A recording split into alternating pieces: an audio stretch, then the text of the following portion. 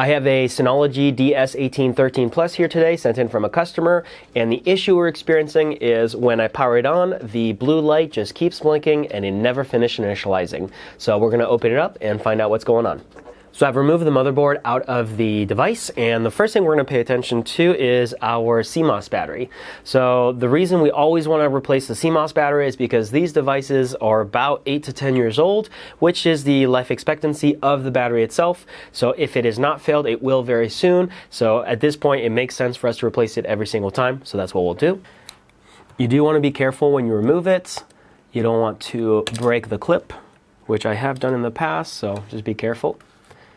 All right, so with this battery, we're getting 0.77 volts, 0.78, slowly rising 0.8. So this is a 3-volt battery. So this is obviously a little too low, so it's a good thing we're checking it and replacing it. All right, and I have here our replacement, a brand new Panasonic brand battery, and we'll do the same thing.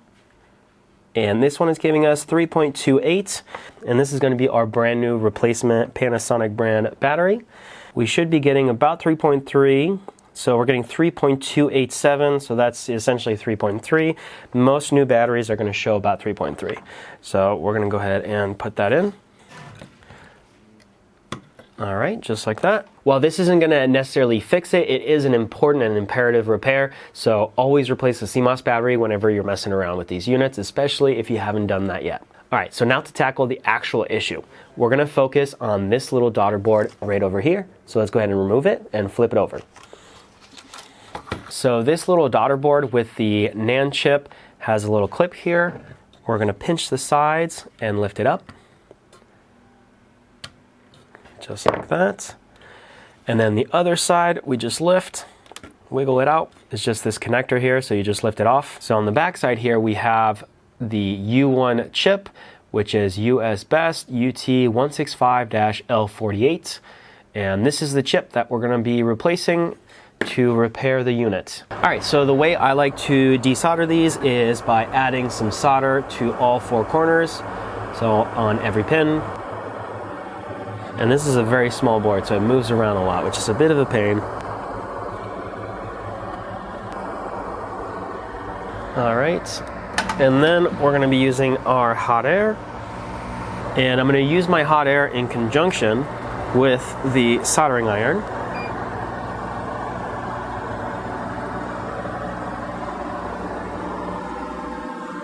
And we're going to shove that over to the side. Obviously we want to make sure we don't knock off any components, and we're okay. And while the board is still hot, we're going to go ahead and desolder all of that excess solder.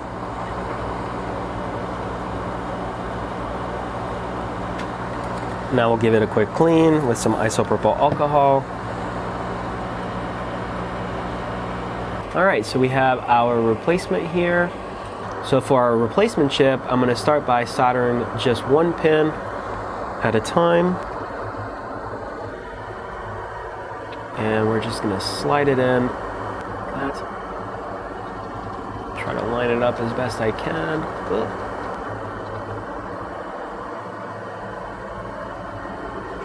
I think this is good. Let's go ahead and solder down this pin over here to lock it in. Nope, that didn't work. Probably should use a little flux. Okay, it's locked in. So now that it's locked in and it's lined up correctly, I'm going to go ahead and lock in a few more pins. Just do a couple on each side. And now we're going to add a little bit of flux.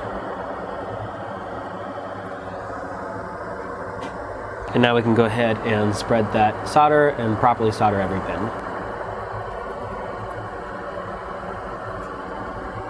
All right, we have a bridge. That's okay. We'll come back to it in a bit.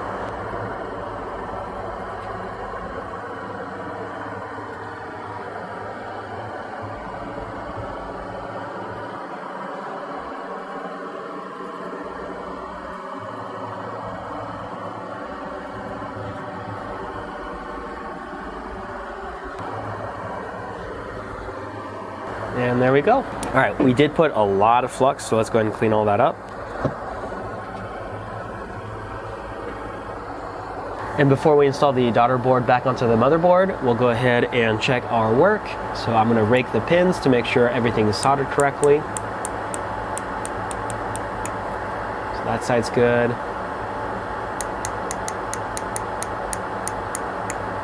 And I'm just checking to make sure that there's no pins that are loose and bending as I'm raking over them.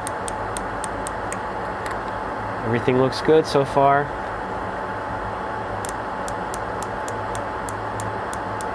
All right, so we're just going to install the daughter board back onto the board, just like that. All right, I'm going to install the motherboard back into the device. We'll power it on and check in and see if it worked. All right, the motherboard is back in the unit, and as you can tell, our status light is on. The blue light is no longer blinking, and we have our LAN connected. So let's check it out on our network. Okay, so we have our disk station DS1813 Plus over here. If I double click it,